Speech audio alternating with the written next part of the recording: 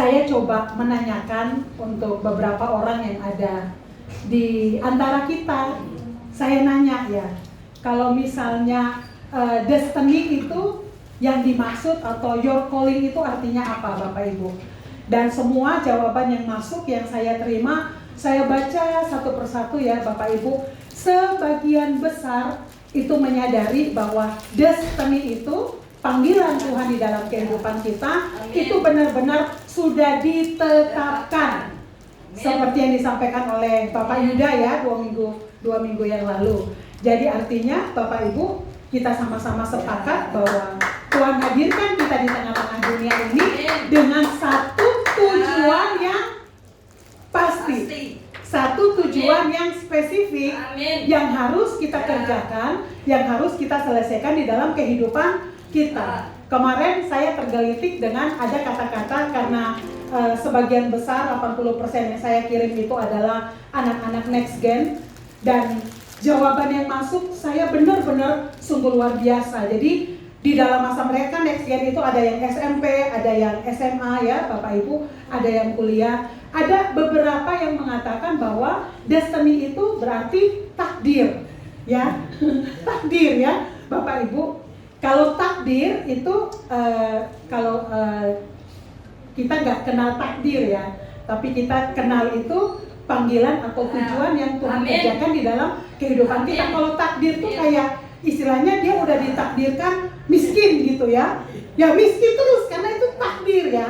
Tapi kalau destiny tidak berbicara seperti itu. Tuhan punya rencana yang sangat baik di dalam kehidupan kita. Sekalipun mungkin di dalam proses keputusan-keputusan yang kita ambil itu mungkin agak sedikit lari-lari keluar dari destiny ya. Tapi saya percaya sepanjang kita tetap ada di dalam gereja, ada di tempat ini, Tuhan bisa berbicara dengan berbagai macam hal untuk kita kembali kepada tujuan yang Tuhan rencanakan di dalam kehidupan kita. Ya Bapak Ibu, kita buka di dalam Efesus 2 ayat 10. Efesus 2 ayat 10. Dikatakan, semuanya udah dapat? Katakan amin. Amin. Kita baca bersama-sama karena hanya cuma satu ayat. Efesus 2 ayat 10 dikatakan 2, 3. Karena kita ini buatan Allah, diciptakan dalam Kristus Yesus untuk melakukan pekerjaan baik yang dipersiapkan Allah sebelumnya. Ia mau supaya kita hidup di dalamnya. Ya Bapak Ibu ya, kalau 2 minggu yang lalu kita ingat bahwa pada saat orang mau membuat sesuatu biasanya yang ditentukan apa dulu? Tujuan. Waktu kemarin 2 minggu lalu saya ingat banget yang dikasih contoh sama Bapak Yuda adalah apa? Kursi dan mic ya. Kursi karena tujuannya untuk didudukin, mungkin bisa sampai kapasitas 150 kilo. Jadi dibuatnya sesuai dengan tujuan atau fungsi kursi tersebut. Seperti mic itu tujuannya untuk supaya pada saat kita pakai, kalau kita ada di lapangan atau seperti saat ini, suara kita bisa terdengar dengan lebih jelas ya Bapak Ibu ya. Bukan dipakai untuk contoh. Mana nih Pak Jari? Kak Edwin bisa buat sambal nggak? Mana tuh Pak Jari tuh? Kabur Pak Jarinya, nggak kelihatan. Oh itu ternyata Pak Jari ada di luar. Jadi kalau mic itu bisa kita buat untuk sambal, bisa Bapak Ibu? Ya kalau darurat apa bisa sih sebenarnya. Tapi apakah itu fungsinya? No. Enggak ya. No. Terus saya diingatkan ya Bapak Ibu bahwa pada saat kita tidak berfungsi sebagaimana mestinya, itu sebenarnya kita mengalami kerugian. Ya. Contoh kayak mic ya Bapak Ibu, mic itu ada harga dari 2 juta, 4 juta, bahkan sampai puluhan juta. Kita nggak kebayang kalau mic yang puluhan juta itu ternyata dipakai buat ulekan. Bapak Ibu sadar nggak bahwa kita itu Tuhan punya rencana yang sungguh luar biasa di dalam kehidupan kita. Kalau kita nggak sadar, hidup kita itu nanti kayak mic Bapak Ibu. Kita punya harga yang begitu mahal, tetapi kita nggak pergunakan sebagaimana mestinya ya Bapak Ibu ya. Terus saya ingat saya pernah di tempat ini memberikan contoh, kalau kita tidak berfungsi sebagaimana mestinya itu kayak contoh ini. Kulkas di rumah kita bisa pakai untuk simpan makanannya, biar makanannya mungkin bisa 2 hari, buah-buahnya mungkin bisa seminggu, sayur-sayur mungkin kayak orang kerja simpan bisa lama ya. Tetapi kulkas itu bisa berubah fungsi menjadi apa Bapak Ibu? Lemari baju, lemari pakaian. Kalau orang-orang yang misalnya di daerah-daerah yang nggak punya listrik, bisa nggak mereka fungsikan kulkas sebagai lemari baju? Sangat bisa. Nah, itu menggambarkan Bapak Ibu bahwa kita tidak berfungsi maksimal seperti yang sebagaimana mestinya yang Tuhan percayakan di dalam kehidupan kita, ya Bapak Ibu. Jadi di sini Bapak Ibu dikatakan di dalam Efesus 2 ayat 10 tadi, bahkan kalau Bapak Ibu kita ingat di dalam Yeremia 1 ayat 5 tuh firman Tuhan mengatakan bahwa sejak kita masih ada di dalam kandungan ibu kita, masih kita ditenun Bapak Ibu, Tuhan telah memanggil kita, Tuhan telah memilih kita, menetapkan kita untuk menjadi hamba Tuhan atau menjadi hamba Allah. Kalau kita ingat, kita adalah duta-duta kerajaan Allah. Kita adalah duta-duta kerajaan surga. Dimanapun kita saat ini berada, sebenarnya Tuhan sedang titip tugas bahwa pada saat kita hadir, kita harus menghadirkan yang namanya apa? Kebenaran, damai sejahtera, dan sukacita. Pada saat kehadiran kita berarti kita menghadirkan kerajaan Allah, artinya ada suatu perubahan ke arah yang jauh lebih baik daripada sebelum kita hadir. Mungkin bosan kali kita dengar ya, tapi ini saya terus ulangi. Seperti garam fungsinya, ikan yang harusnya udah dibuang bisa diawetkan menjadi ikan asin yang enak. Dan itulah fungsi kita ya. Terang Bapak Ibu, pada saat terang hadir, kegelapan itu artinya sirna. Dimanapun kita berada Bapak Ibu, Tuhan inginkan untuk benar-benar terjadi perubahan. Terjadi apa? Revival ya. Nanti kita bisa lihat kira-kira kadang-kadang kita bicara tentang destiny atau panggilan, atau mungkin kita bicara tentang tanggung jawab sebagai duta kerajaan Allah. Sebenarnya apa sih Bapak Ibu di dalam kehidupan kita ya? Kita lihat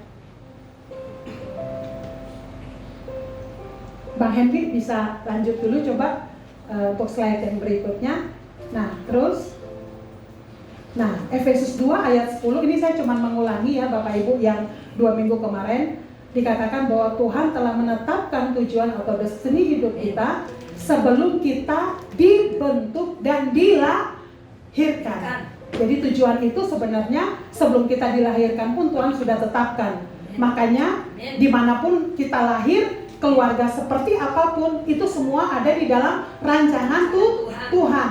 Karena kita lahir di keluarga yang mungkin miskin atau tidak ideal menurut kita, tapi itu ternyata ada di dalam rencana Tuhan untuk kita didesain supaya kita berfungsi maksimal seperti yang Tuhan inginkan di dalam kehidupan kita ya. Kalau John Piper ini mengatakan bahwa ya ini sebelum kita dilahirkan, Tuhan sudah punya tujuan di dalam kehidupan kita, sudah menyiapkan tujuan di dalam kehidupan kita. Nah, apa itu destiny ilahi? Jalan hidup yang didesain Tuhan untuk membangun kerajaan Allah di muka bumi, sehingga kita mengalami yang pertama apa? Pemeliharaan ilahi. Yang kedua, perlindungan ilahi. Yang ketiga, penyediaan secara ilahi. Bapak Ibu, tentang perlindungan, saya ingat ya Bapak Ibu, kalau kita masih ada di tempat ini, itu karena perlindungan Tuhan itu benar-benar nyata di dalam kehidupan kita. Kalau kita jalan kemana-mana, kita bawa kendaraan, kita bisa pergi dan pulang dalam keadaan selamat, itu Tuhan jaga kita, Tuhan lindungi kita, karena ada tanggung jawab yang belum kita selesaikan. Hari ini Bapak Ibu duduk di tempat ini, kembali firman Tuhan mengingatkan bahwa ada tanggung jawab yang harus kita lakukan. Nah, bagaimana kalau destiny atau panggilan di dalam kehidupan kita itu mengingatkan kayak ini ya, your promised land itu artinya gini Bapak Ibu. waktu lalu kita belajar bahwa kehidupan kita itu, perjalanan kehidupan kita digambarkan seperti perjalanan bangsa Israel. Bangsa Israel itu keluar dari perbudakan, masuk di dalam padang gurun. Tuhan persiapkan secara luar biasa untuk dia siap merebut atau menduduki tanah Kanaan. Jadi di dalam kehidupan kita pun sama ya Bapak Ibu ya.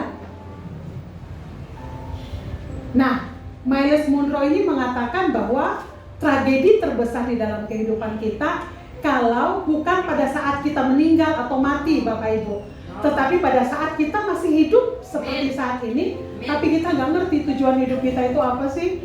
Tujuan saya datang ke gereja ngapain, tujuan saya pelayanan apa gitu ya.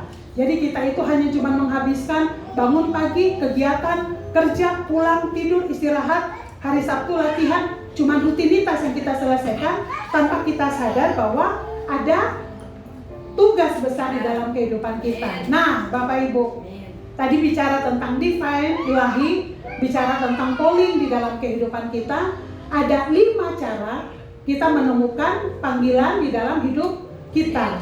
Ini poin yang pertama, kemarin sudah dijelaskan sangat detail oleh Pak Yuda ya Bapak Ibu. Hari ini kita cuma mereview aja.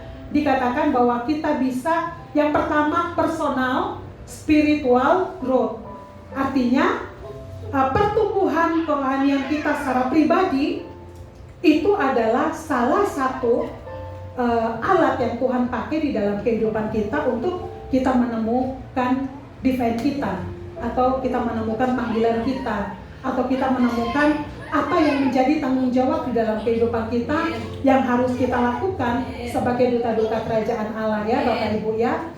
Yang dikatakan tentang pengalaman kita masa lalu ya Bapak Ibu, pengalaman masa lalu, terus perasaan yang diciptakan sama kesalahan penderitaan kita di waktu lalu. Saya cuma sedikit mengulangi yang disampaikan oleh Bapak Yuda kemarin, bahwa ada Pak Yohanes ya, Pak Yohanes dan Ibu Ice, Bapak Ibu, mereka punya masa lalu yang sangat buruk. Jadi Pak Yohanes ini orang jalanan, Ibu Ice juga sama orang jalanan. Bahkan Ibu Ice ini pernah mengalami aborsi beberapa kali ya. Kalau mengalami aborsi beberapa kali, kita udah bisa bayangkan bagaimana kehidupan masa lalu dia yang begitu buruk. Tapi ternyata Bapak Ibu, pengalaman Pak Yohanes dan Bu Ice yang begitu buruk, ternyata Tuhan pada saat mereka datang kepada Tuhan, pada saat mereka bertobat, ternyata Tuhan sedang persiapkan mereka untuk mereka menyelamatkan generasi-generasi anak-anak jalanan yang begitu banyak untuk bisa merasakan kasih Tuhan. Bapak Ibu, hal-hal buruk yang Ibu Ice dan Pak Yohanes ini alami, itu mereka bisa benar-benar punya apa ya, semacam kayak modal yang dipakai oleh Tuhan untuk menyelamatkan anak-anak jalanan yang begitu banyak. Dan saya percaya, karena itu udah berjalan lama ya, saya percaya hari-hari ini ada anak-anak jalanan yang sudah Tuhan pakai secara luar biasa. Mereka punya masa depan yang lebih baik karena masa lalu daripada Pak Yohanes dan Bu Ice ini yang Tuhan pakai untuk menyelamatkan generasi, untuk menyelamatkan anak-anak jalanan ya Bapak Ibu. Saya diingatkan Bapak Ibu, kita semua punya masa lalu. Ada yang masa lalu mungkin yang baik karena mungkin dia dibentuk di dalam keluarga yang luar biasa. Tapi ada mungkin anak-anak yang dibentuk dengan kurang kasih sayang orang tua. Akhirnya mereka lari ke narkoba, mereka lari ke seks bebas ya Bapak Ibu. Atau mungkin kita yang ada duduk di tempat ini, kita punya pengalaman masa lalu yang kok rasanya jelek ya. Bapak Ibu ingat, pada saat kita datang kepada Tuhan, kita mengaku dengan mulut kita, Tuhan ampuni kita, Tuhan sucikan kita, Tuhan bereskan kita. Jangan pernah izinkan masa lalu itu menjadi intimidasi di dalam kehidupan kita saat ini, yang kita harusnya udah merdeka, tapi kita terikat dengan intimidasi karena masa lalu kita yang buruk. Kalau kita semua duduk, kita tanya, mungkin kita punya masa lalu, kita punya dosa-dosa yang mungkin orang nggak tahu ya Bapak Ibu. Tapi percayalah bahwa apa yang kita lakukan pada saat lalu-lalu itu sebenarnya saat ini itu Tuhan sedang persiapkan kita untuk kita bisa menjadi berkat untuk orang-orang yang Tuhan taruh di sekeliling kita, untuk dari pengalaman kemenangan kita atas masa lalu kita, atas dosa-dosa kita itu untuk jadi berkat, dan kita sedang persiapkan orang-orang yang ada di sekeliling kita yang Tuhan titipkan untuk mereka benar-benar menjadi berkat, menjadi garam dan menjadi terang ya Bapak Ibu ya. Jadi jangan pernah, saya nggak tahu di sini Bapak Ibu sedang bergumul apa tentang masa lalu, tapi satu kebenaran firman yang mau saya sampaikan, jangan izinkan kemerdekaan yang sudah Tuhan berikan di dalam kehidupan kita dipakai oleh iblis, mengintimidasi kita sehingga kita nggak bisa berdiri tegak untuk menyampaikan kebenaran firman Tuhan. Kalau mungkin hari-hari ini Bapak Ibu ada pergumulan yang Tuhan belum jawab, jangan pernah kaitkan dengan masa lalu.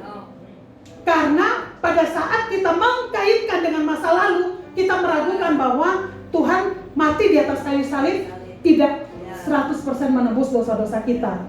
Hari ini kita merayakan kemerdekaan ya untuk bangsa kita, dan saya juga benar-benar mau ingatkan bahwa kemerdekaan kita di dalam Tuhan itu semuanya full. Pada saat kita diintimidasi, Bapak Ibu, sebenarnya Tuhan sedang mengajarkan kita bangkit iman kita. Untuk kita harus katakan sama iblis, engkau udah dikalahkan, masa laluku udah dikubur. Pada saat ini aku bangkit untuk memberitakan perbuatan-perbuatan yang besar dari Tuhan ya. Kita ingat tentang baptisan Bapak Ibu. Pada saat kita dibaptis itu berarti semua yang berhubungan dengan masa lalu telah dikuburkan. Pada saat kita bangkit itu benar-benar kita hidup baru bersama dengan Tuhan. Jangan izinkan intimidasi. Saya nggak tahu hari ini nggak ngerti ya Bapak Ibu, tapi saya mau katakan jangan biarkan intimidasi itu membuat kita nggak maksimal di dalam hidup bagi Tuhan, karena kita merasa bahwa apa iya ya Tuhan ampuni saya, apa iya ya saya bisa maksimal buat Tuhan. Ya Bapak Ibu, anak-anak muda yang hari-hari ini engkau sedang melakukan hal yang mungkin kita kakak pembina atau orang tua nggak tahu, stop, bertobat. Karena apa yang kita lakukan memang ada konsekuensi di depan. Begitu juga untuk kita ya sebagai orang tua, kita sebagai suami istri, kita nggak tahu di dalam pekerjaan kita punya pergumulan apa Bapak Ibu. Tapi hari ini saya mau katakan bahwa kita punya tujuan. Amin. Tuhan ciptakan dan Tuhan hadirkan kita. Amin. Jangan izinkan cobaan, jangan izinkan hal-hal yang merusak itu membuat kita jadi kabur ya Bapak Ibu ya. Karena kalau pada saat kita istilahnya terangnya remang-remang, itu artinya kita masih menyetujui hal-hal yang sebenarnya nggak boleh dilakukan untuk tetap dilakukan. Kenapa? Karena masih terang dan gelap itu masih nyatu, remang-remang jadinya Bapak Ibu ya. Nggak tahu kalau yang di sepanjang lingkar selatan itu, kalau kita lihat kan dia lampu hidup gelap-kelip ya, tapi kita nggak ngerti pada saat masuk. Siapa yang udah pernah masuk coba cerita? Angkat tangan ada? Jangan ya, jangan kita coba-coba. Lagi stres, healingnya lingkar selatan. Stop, jangan ya. Nanti kita bisa lari dari destiny yang Tuhan kerjakan di dalam kehidupan kita. Sebenarnya ada video ya, tapi karena waktu, mungkin videonya kalau nanti memungkinkan kita akan putar di belakang bagaimana istilahnya masa lalu yang dipakai itu Tuhan bisa selesaikan, pakai dan bisa jadi luar biasa. Ini poin yang pertama, panjang. Poin yang kedua Bapak Ibu ya, saya percaya bahwa di dalam kehidupan kita ada pengalaman masa lalu kita itu Tuhan pakai untuk malah kita jadi berkat. Jadi apapun kondisi kita saat ini, kita tetap percaya kepada Tuhan ya Bapak Ibu ya. Dikatakan oleh Bill Johnson itu seperti ini, calling kita itu bukan sesuatu yang harus kita cari ya. Tetapi pada saat kita bertumbuh di dalam Tuhan, itu Tuhan akan bukakan, Tuhan akan singkapkan. Jadi semakin kita punya hubungan dekat dengan Tuhan, Bapak Ibu, saya sangat percaya kita punya hati nurani, itu Tuhan biasanya bisa berbicara ya. Jadi mari kita belajar. Mungkin hari-hari ini anak-anak muda atau setiap kita di tempat ini, calling saya apa ya, defense saya apa ya. Coba kita belajar buat tenang, kita belajar tanya sama Tuhan. Apa? Saya percaya Tuhan akan berbicara, Tuhan akan mengingatkan kita hal-hal kecil yang mungkin orang anggap itu sepele, tapi sebenarnya pada saat kita taat untuk kita lakukan, itu dampaknya akan luar biasa. Ya Bapak Ibu, kita ingat, kita punya benih seperti biji sesawi kecil, tetapi pada saat dia bertumbuh menjadi pohon yang sangat besar ya Bapak Ibu ya. Itu poin yang pertama.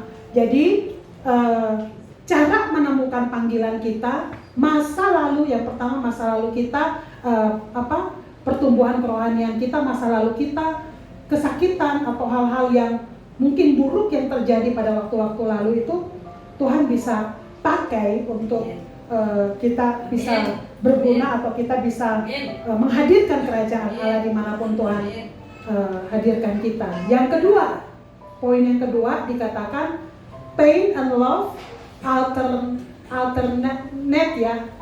Ada cinta dan rasa sakit yang silih berganti. Bapak Ibu, destiny atau panggilan di dalam kehidupan kita itu kadang-kadang kita bisa tahu ya Bapak Ibu, bisa rasa. Contoh, misalnya kita lihat kayak anak-anak jalanan itu ya, Bu Ice dan Pak Yohanes, mungkin kita lihat anak-anak jalanan, orang-orang amin itu kita biasa. Mereka nyanyi, kita kasih 1.000, 2.000 udah selesai.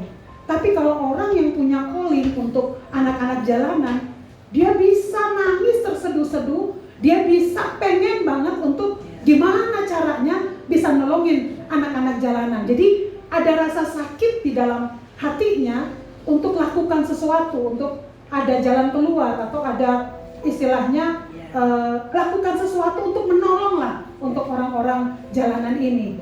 Itu tidak terbatas sampai di situ ya Bapak Ibu. Di dalam kehidupan kita pun kadang-kadang kita bisa melihat mungkin tetangga-tetangga kita yang sedang kesusahan atau apapun, kita bisa punya hati belas kasih, itu bisa ada di dalam hidup kita Bapak Ibu.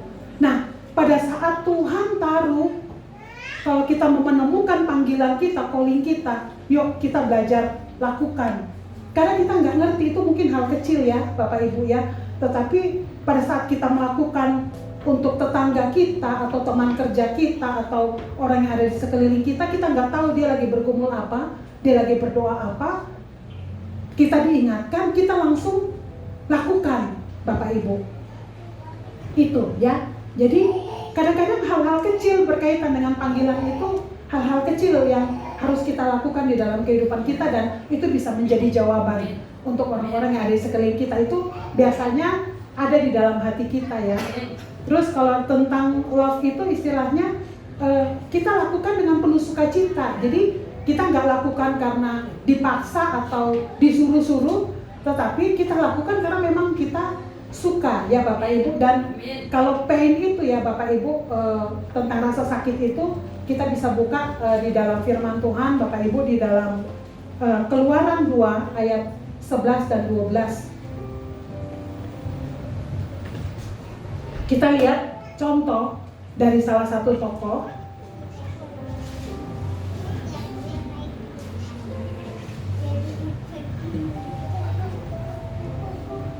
Keluaran pasal 2 ayat 11 dan ayat 12 ya. Bapak Ibu,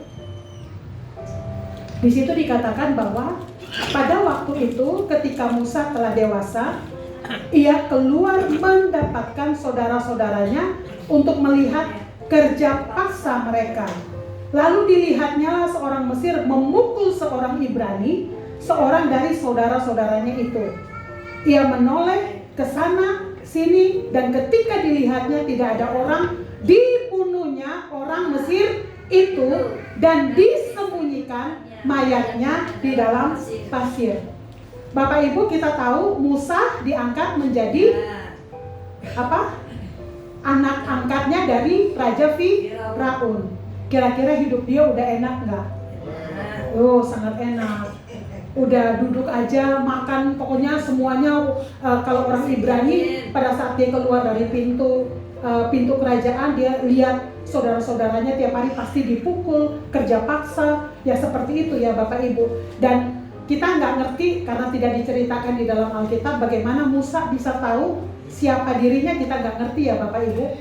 Tetapi kita melihat bahwa pada saat dia melihat orang Ibrani dengan orang Mesir, yang dibelanya siapa? Padahal hari-hari hidup enaknya di Mesir, tetapi yang dibelanya tetap apa? Orang Ibrani Bapak Ibu. Dan itu dia bisa melepaskan semua istilahnya atribut kerajaannya itu untuk dia bisa mau menolong orang Ibrani. Jadi pain di sini Bapak Ibu artinya berbicara tentang pada saat kita mau melakukan menghadirkan kerajaan Allah dimanapun Tuhan tempatkan kita, itu ada rasa sakit, itu artinya ada harga yang harus kita bayar. Harusnya Musa duduk ongkang-ongkang kaki, tapi dia lepaskan. Itu nggak gampang ya Bapak Ibu ya, itu nggak mudah. Dan ternyata pada saat nanti kita lihat di ayat berikutnya, hari berikutnya dia lihat sesama orang Ibrani, sesama orang Israel berantem, malah dia bilang, kamu mau jadi penyelamat. Jadi bukan dibela sama orang Israel ya Bapak Ibu, tetapi malah kamu jadi, akhirnya dia lari. Di sini kita melihat bahwa pada saat kita melakukan panggilan kita, pada saat kita melakukan hal baik yang menurut kita itu bisa membantu atau bisa menolong, kita harus siap. Yang pertama rasa sakit ya, ada hal yang harus kita lepaskan. Tapi yang kedua, kita juga harus siap bahwa tidak selamanya pada saat kita melakukan panggilan kita, calling kita, orang sekeliling kita setuju, orang sekeliling kita oke, ya. Kayak pada saat mungkin kita kayak saya ingat nih, contoh misalnya kayak saya secara pribadi, kegiatan udah padat, udah sibuk, tapi pada saat ada anak-anak next gen membutuhkan, kakak punya waktu kapan, aku bisa telepon nggak? Nah, di situ kan berarti harus ada yang saya geser. Nah, kalau suami saya nggak, ini contoh, misalnya suami saya nggak ngerti tentang panggilan di dalam kehidupan saya, dia bisa dong marah-marah ya. Udah pergi seharian, pulang masih lagi teleponan, masih pertemuan, tadi bukannya udah cancel ya? Nah, seperti itu. Artinya pada saat kita melakukan menjalani calling kita itu ada harga yang harus kita bayar Bapak Ibu, karena orang-orang kadang nggak ngerti, nggak paham. Tetapi pada saat kita lakukan, kita yakin bahwa kita sedang melakukan apa yang Tuhan inginkan.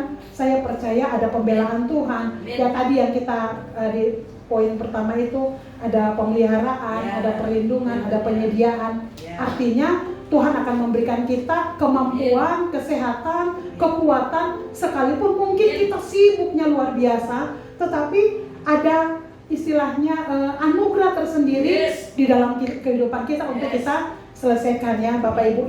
Itu yang saya lihat dari tokoh Musa. Yang kedua, yang ada di dalam kehidupan nyata itu dalam Alkitab kita lihat Musa dalam kehidupan nyata Bapak Ibu. Kalau hari ini kita duduk di dalam gereja GBI WTC ya Bapak Ibu, dengan visi yang membangun jemaat yang kudus, dewasa, dan mengalami terobosan, itu tentunya ada pemimpin-pemimpin kita yang dia sudah melakukan firman dengan penuh air mata, dengan penuh bercucuran ya Bapak Ibu. Ada harga yang dia bayar sehingga gereja ini ada sampai saat ini. Bapak Ibu, sedikit saya mengulas. Kita punya Bapak Gembala Senior yaitu Pendeta Wiryo Hadi. Bapak Ibu, kalau saya seringkali kalau beliau sedang khotbah ya di KPN atau saya dengar khotbah-khotbah dari Bapak Gembala, kadang-kadang saya sampai nangis, sampai terseduh-seduh. Karena beliau itu selalu mengatakan bahwa dia dari keluarga yang miskin melarat Bapak Ibu. Dan pada saat dia menjalani proses, dia kuliah, bahkan dia sampai di dalam pekerjaan, sedang puncak-puncaknya karir Bapak Ibu, Tuhan panggil untuk dia keluar dari gereja yang dia melayani untuk membangun mesbah Bapak Ibu. Sedangkan pada saat dia ada di puncak karir, itu kan harapan Bapak Gembala, ya. Karena dia pengen untuk keluarga dia ngalamin breakthrough, papa mamanya dia semua utang-utang dibereskan, dan namanya orang dari kehidupan yang istilahnya, ya kita semua juga sama ya Bapak Ibu, pengen hidup dalam keberlimpahan. Kita punya potensi, kita punya kapasitas, tetapi Tuhan mau kapasitas kita itu kita nggak pakai untuk kita meraih cita-cita kita, tetapi kita harus keluar untuk kita lakukan yang namanya panggilan Tuhan di dalam kehidupan kita. Jadi pada saat Bapak Gembala ini, kita really Bapak Ibu ya, kalau kita ada saat ini dengan visi gereja yang luar biasa, dengan pemuritan, dengan pengajaran-pengajaran yang luar biasa, bahkan kalau kita ada di pusat Bapak Ibu, bagaimana kehadiran gereja itu bisa menghadirkan rumah sakit yang hari ini begitu luar biasa, bisa ada punya HOB yang untuk istilahnya orang-orang sekeliling bisa diberkati, bisa dapat pekerjaan. Intinya yang kemarin sudah sempat disebut sama Pak Yuda ya, banyak kayak punya ministry untuk orang gila.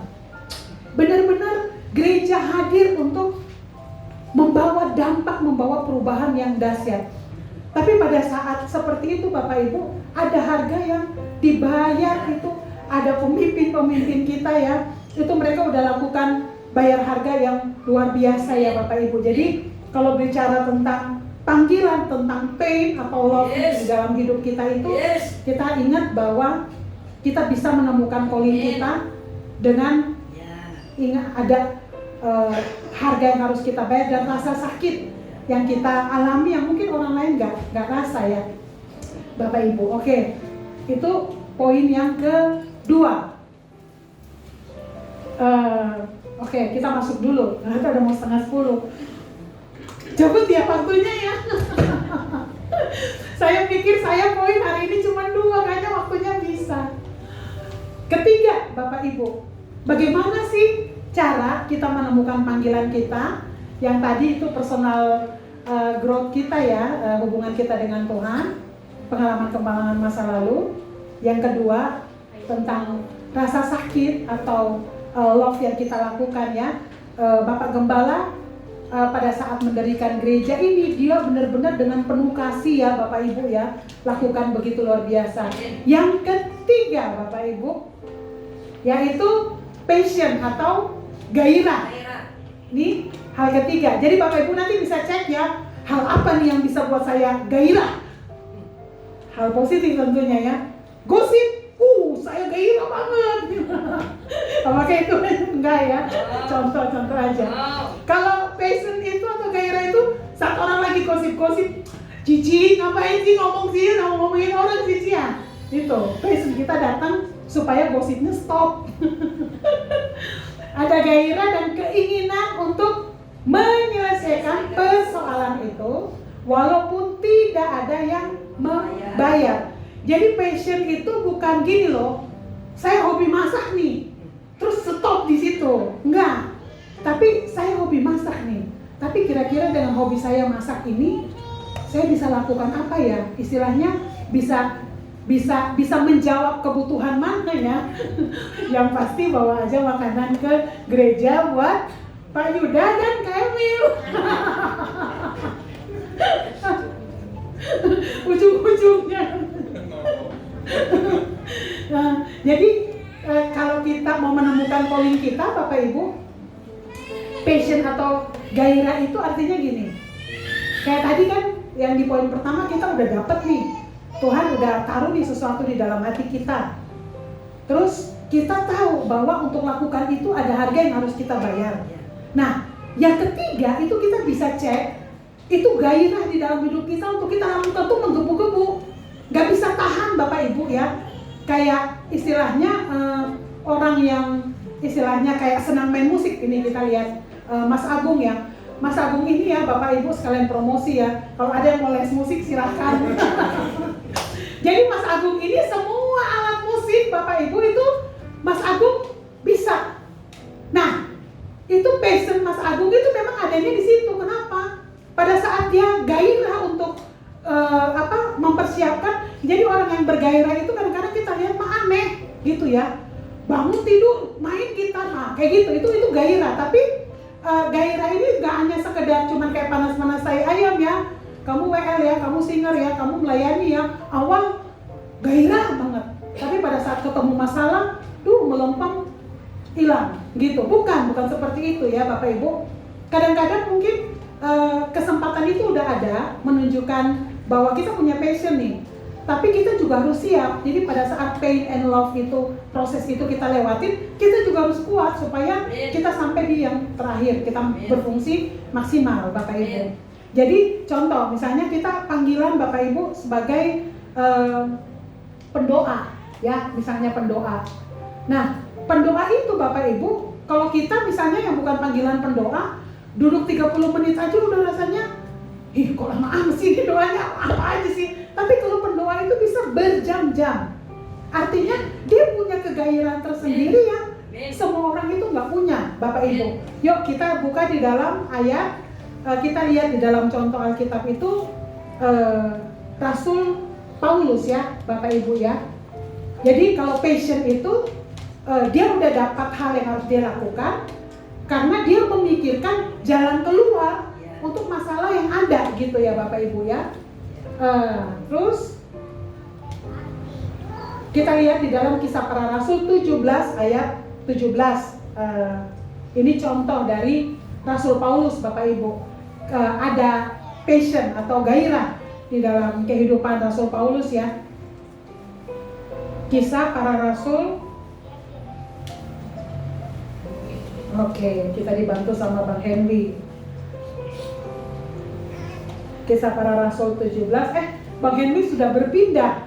Kita berganti dengan Bang Victor. Yuk, Kisah Rasul 17 ayat ke-17. Ini ayat terakhir ya Bapak Ibu. Tenang, kita akan on time. Yuk kita lihat ke depan, bisa baca bersama-sama. 2, 3. Karena itu di rumah ibadat ia bertukar pikiran dengan orang-orang Yahudi dan orang-orang yang takut akan Allah. Di pasar setiap hari dengan orang-orang yang dijumpainya di situ. Kita lihat yang berikutnya dulu coba. Jadi pada saat dia masuk ke Yunani, dia melihat bahwa banyak patung Bapak Ibu. Nah, dia melihat bahwa banyak patung, dia merasa bahwa ini nggak benar nih. Ini berarti mereka nggak menyembah Tuhan, tetapi mereka menyembah ilah-ilah lain atau mereka menyembah patung.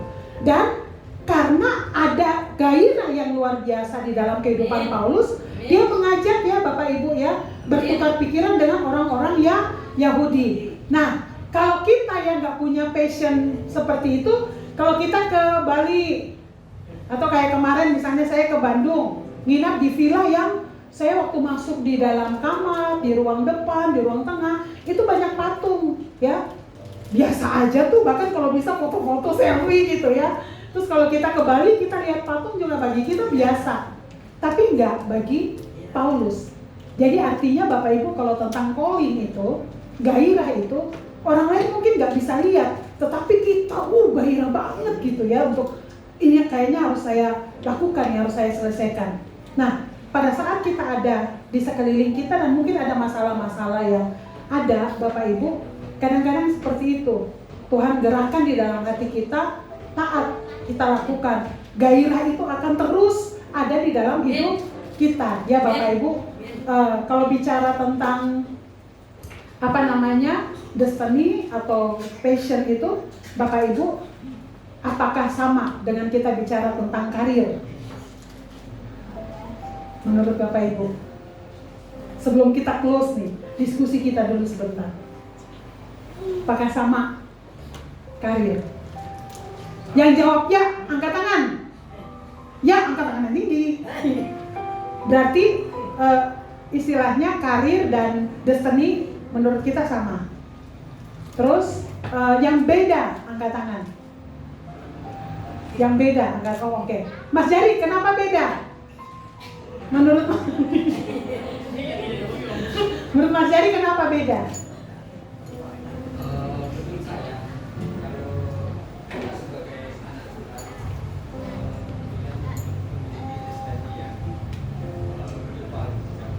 Iya.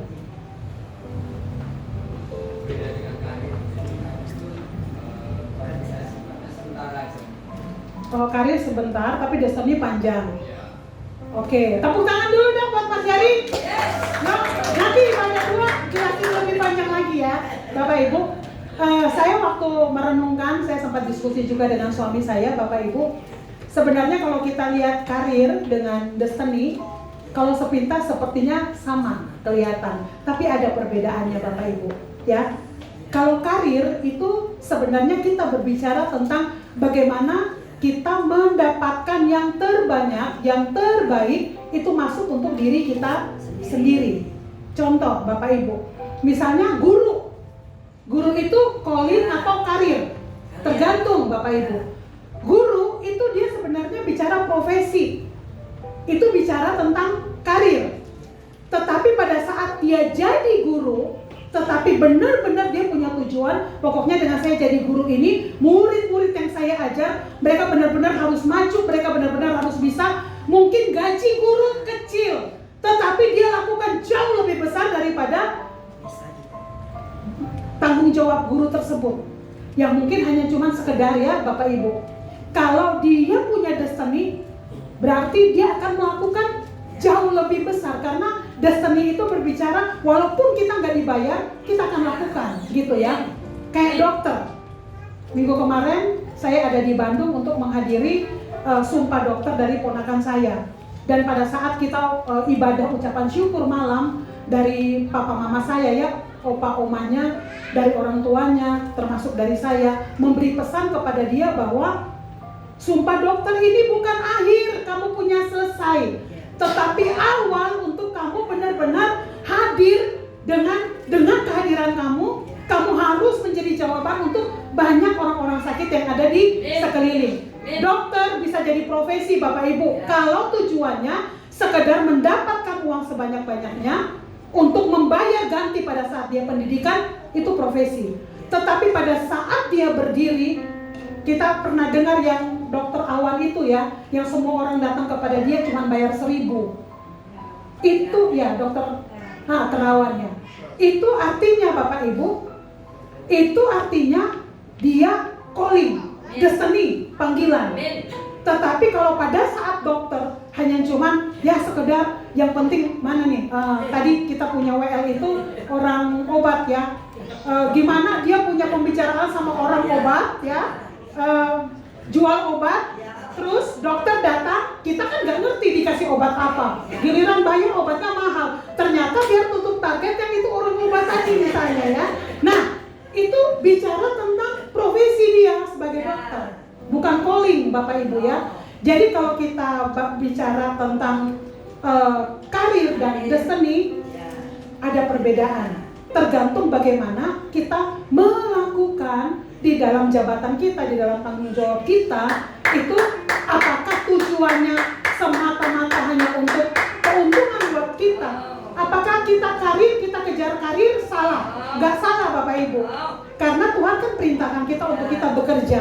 Tetapi pada saat kita bekerja, bagaimana kita menyelesaikan tanggung jawab kita, bagaimana motivasi hati kita, di situ menentukan apakah kita benar hanya cuma sekedar profesi atau kita calling. Jangan cuma bahas itu Bapak Ibu, tapi kita sebagai anak-anak Tuhan, termasuk saya, termasuk Pak Yuda, termasuk WL Singer, para pemain musik di tempat ini, apakah kita lakukan karena calling atau kita lakukan hanya untuk kita mendapat validasi bahwa kita bisa. Saya bisa nyanyi, saya hebat, saya WL hebat, saya pemain musik yang hebat, yang luar biasa. Itu kita pada saat kita cuma pengen dapat validasi itu, stop. Itu kita hanya cuma melakukan tugas kita sebagai tim mimbar. Begitu juga termasuk saya ya Bapak Ibu. Dulu kalau orang tua cita-cita anak mau jadi apa, gak tahu ya kalau sekarang. Dulu tahun 70-80, lu mau jadi pendeta, lu mau kasih makan apa nanti anak istri, atau lu mau jadi pendeta, ngapain, gak ada duitnya. Kenapa Bapak Ibu ya? Tapi sekarang kalau kita lihat pendeta-pendeta apakah hidup miskin? Belum tentu. Dia bahkan mungkin punya segala sesuatu lebih banyak dari orang yang kerja 24 jam sehari, 7 hari seminggu. Tapi di sini saya mau katakan bahwa Kita sebagai rohaniawan pun kalau kita nggak jaga hati kita nggak jaga motivasi kita, rohaniawan pun bisa jadi profesi. Maaf, ya termasuk ini untuk saya, ini sangat keras. Tapi ini juga bagi saya secara pribadi. Kita harus selalu evaluasi hati kita, motivasi kita pada saat kita melakukan segala sesuatu di dalam kehidupan kita. Bahkan termasuk hal-hal rohani, termasuk hal-hal kita di mimbar, kita bisa suara bagus banget, kita bisa main musik, kita paling hebat, kita paling jago.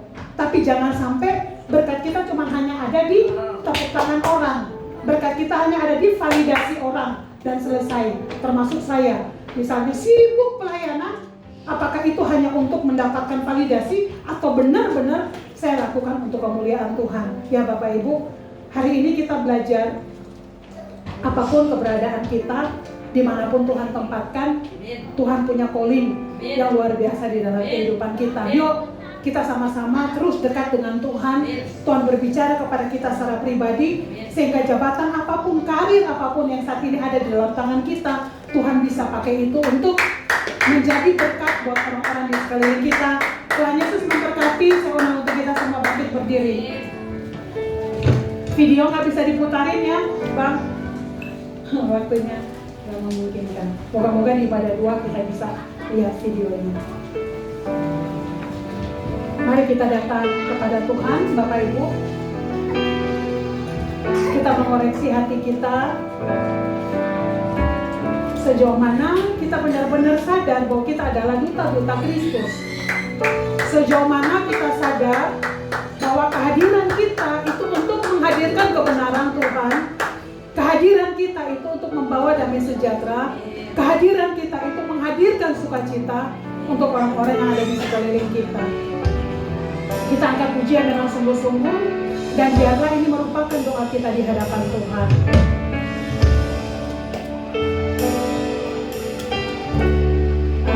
Ajar ku mengerti segala rencanamu.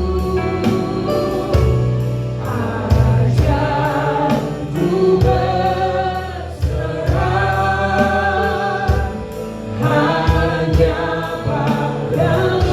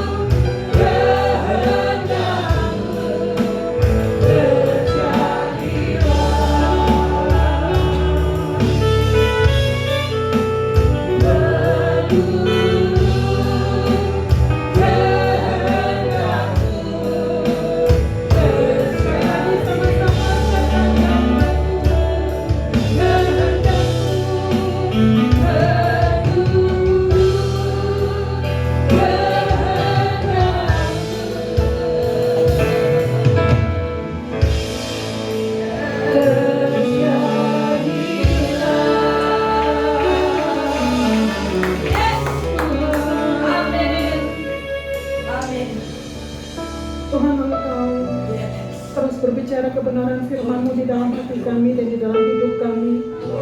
Tuhan, terima kasih Tuhan untuk tujuan yang sudah Engkau tetapkan di dalam kehidupan kami. Destiny Tuhan, panggilan-Mu di dalam hidup kami, untuk kami menghadirkan kerajaan Allah dimanapun Engkau tempatkan kami Tuhan. Tuhan, terkadang kami bingung, terkadang kami tidak tahu bagaimana Tuhan kami harus lakukan di dalam hidup kami. Namun percaya ada Roh Kudus-Mu Tuhan yang akan memimpin kami, menuntun kami, mengarahkan kami, menguatkan kami, memampukan kami untuk kami tidak kompromi akan kebenaran-Mu dimanapun Engkau tempatkan kami Tuhan. Tuhan, ini kami anak-anak-Mu Tuhan di hadapan-Mu. Kami membutuhkan urapan-Mu Tuhan. Kami membutuhkan kekuatan-Mu Tuhan. Sehingga kebenaran-Mu Tuhan tetap kami bawa dimanapun Tuhan Engkau tempatkan kami. Kuatkan kami Bapa, mampukan kami Tuhan untuk kami tetap membawa Tuhan kebenaran-Mu Tuhan di dalam kehidupan kami Tuhan. Tuhan terima kasih, Tuhan terima kasih. Tuhan terima kasih, Tuhan terima kasih. Tuhan kuatkan Tuhan lutut yang saat ini sedang goyah. Tuhan kuatkan hati yang sedang rapuh karena mendapatkan mungkin ancaman, intimidasi, karena dia menyatakan kebenaran-Mu Tuhan, di mana Engkau tempatkan dia pada saat ini. Siapapun dia di tempat ini Tuhan, kuatkan di dalam nama Tuhan Yesus Kristus. Dia pulang dengan kekuatan, dia pulang dengan kemenangan, dia pulang dengan kemerdekaan yang daripada Engkau Tuhan. Di dalam nama Tuhan Yesus Kristus Tuhan. Tuhan, kami pegang janji-Mu Tuhan. Engkau memanggil kami, Engkau memilih kami, Engkau menguatkan kami, Engkau memampukan kami untuk kami tetap ada di dalam kebenaran-Mu Tuhan. Hamba berdoa di dalam nama Tuhan Yesus Kristus. Siapapun Engkau orangnya di tempat ini, kuatkan hatimu, teguhkan, bangkitkan iman percayamu kepada Tuhan. Fokus kepada Tuhan, Engkau akan melihat pembelaan Tuhan dengan cara kerjanya, bukan dengan cara berpikir kita yang terbatas. Biarkan Tuhan bekerja dengan caranya yang tidak terbatas. Jangan pernah batasi Tuhan dengan pikiran kita yang terbatas. Di dalam nama Tuhan Yesus Kristus Tuhan. Tuhan, ini anak-anak-Mu Tuhan di hadapan-Mu. Mereka mengangkat hati, mengangkat tangan, berserah sepenuhnya kepada Engkau Tuhan. Engkau kuatkan di dalam nama Tuhan Yesus Kristus dengan cara dan kuasa-Mu Tuhan. Kami tetap berjalan teguh di dalam kebenaran-Mu, menyatakan kehadiran-Mu dimanapun Engkau tempatkan kami, dan tidak ada kompromi apapun Tuhan di dalam hidup kami. Semua mata akan melihat bahwa Allah yang kami sembah adalah Allah yang hidup, Allah yang menciptakan langit dan bumi ini, Allah yang sanggup mengangkat kami dengan cara dan kuasa-Mu Tuhan. Tidak ada satu manusia pun yang mampu menurunkan Engkau.